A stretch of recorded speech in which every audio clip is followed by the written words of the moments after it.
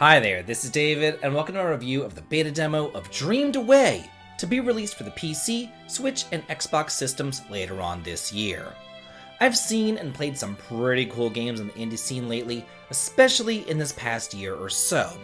So, whenever I saw this EarthBound meets Undertale kind of mishmashy thing going on here, I was pretty intrigued because, EarthBound is one of the best games of all time. I love it. And it includes upgraded Mother 3 type visuals. But really, beyond the graphics, you really have to wonder, how's the gameplay? What's it all about, and does it live up to EarthBound? Come with me, and let's find out. Taking place in 90s France, you play as a small boy, Theo, being raised in a loving family by his mother, father, and adored sister Louise. Right from the start, the EarthBound similarities are readily apparent. From the doting mother giving you snacks, to the little sister just kind of wanting to play around, to the absentee father. It's all there. And just like in any good SNES game, you'd better explore everywhere to get plenty of items, and you'll definitely need them, but we'll get to all that in a minute. At first, everything seems normal, but looks can be deceiving, as your mother doesn't tell you to get ready for school, she instead tells you to go outside and play. It's similar, yet different to the real world. Once you're done with that and you think it is time to head off to school, reality kind of warps, and ghosts come to life. Your mother vanishes, and your sister gets trapped into a mirror world. If you expect the story to make sense by the end of this demo, it won't.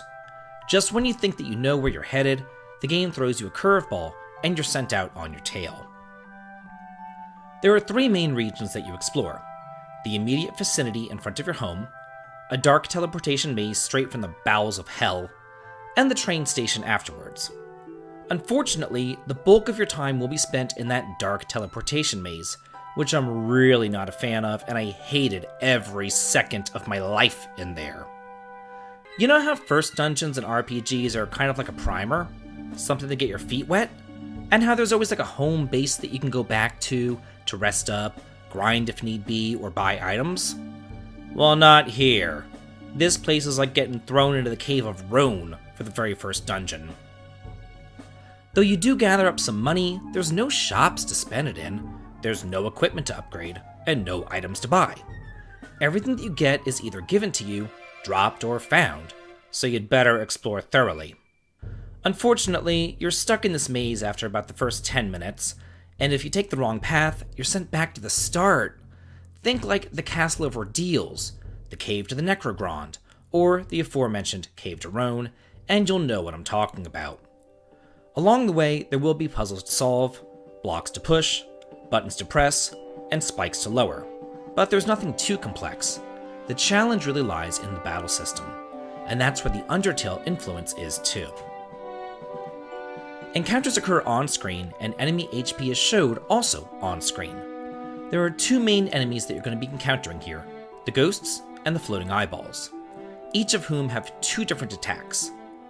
The ghosts can send down other little tiny ghosts in waves, while the eyeballs attack with dripping blood, and it's your job to dodge the onslaught.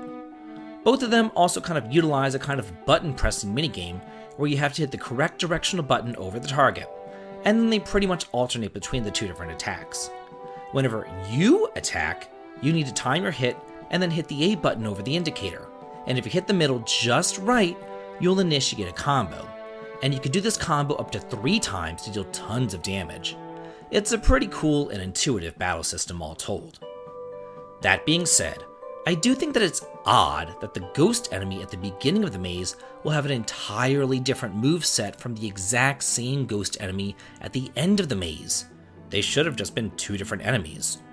Also, I found it strange that while you do gather money, you can't spend it, and while you do level up, you're not shown how many experience points that you earn from each battle.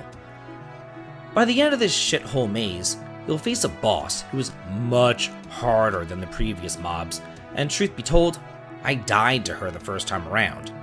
And then I found myself thinking, what if I didn't explore my house thoroughly and find the items there? What if I wasn't raised on the NES and the SNES and I knew to do that? What if I only opened up all the treasure chests that I found? What if I was absolutely terrible at the combat system, and I had to heal after all the regular encounters. If that was the case, then this boss here would have been absolutely impossible, because as I said before, there is no home base, there is no shop, there is no inn, there is no place to rest, to recuperate, and grind. To add insult to injury, you only get healing items, nothing else, and most of them only restored a paltry amount of HP, like in the single digits. The one big healing item that I had was broccoli, but if you use that, it also reversed your controls. What's the point of that?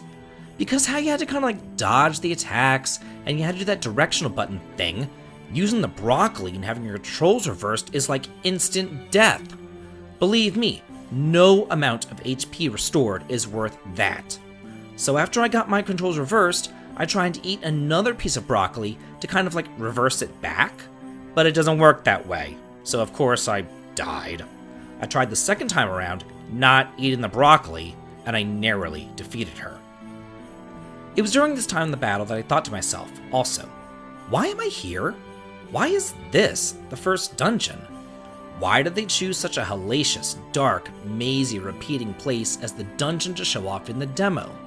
You have this beautiful town and setting, but you can't really explore it. Why is that? I wanted to talk to quirky NPCs, but there weren't any to speak of. It just seemed like such a missed opportunity. That being said though, it does utilize the chapter system, so I'm wondering, maybe it opens up further in the future chapters, kind of like how it did in Mother 3? And also, again, this is a beta demo, so I'm sure that they're taking feedback into account, and that is what I'm just doing here. I'm giving them all of my feedback, albeit publicly. Unlike some other demos that I've played recently, it does have full controller support. But I also couldn't help but wonder why I still had to hold the B button to run, why I wasn't running the default, and again, why wasn't there a shop? I mean, what are you supposed to do if you're bad at this battle system? You'd just be stuck and screwed. And yeah, that is how it worked back on the SNES, but I think that we're past that now. All told, it took me 45 minutes to get through this demo, and that was with a death and with me getting turned around and warped back to the start in that stupid dungeon like 10 times, so I'm sure a more capable player could probably get through it in about a half an hour. As of right now, I don't think that I could recommend the full game, as I've seen so little of it, and the majority of what I saw, that dungeon really, I didn't like. But I do recommend that you play the demo to see what you think about it, and to add it to your wish list, because I do hope that this does turn into something special. All the bones of a good game are there. They just need to do a couple of simple, normal things, like, let me go into a town before they force you into the dungeon from hell, or just make that stupid dungeon more straightforward, or maybe even make like a ghost merchant or something. Anything but this. I just really hope that that dungeon isn't indicative of things to come, and instead they make it much more EarthBoundy, where you go out into the world and you explore all the towns that they show off, but they don't let you look at. So, that's it for my impressions and overview of Dreamed Away. What did you think about the demo? Let me know in the comments. And if you like this video and what I do here on the channel, please consider following me over on Twitter, supporting me on Patreon for exclusive videos and early access to my content, heading on over to Twitch for some streaming fun, or coming on over to my Discord to chat and hang out. The links to them all can be found in the video description. This has been David, and if you like this, please like, comment, and subscribe, and have a good day.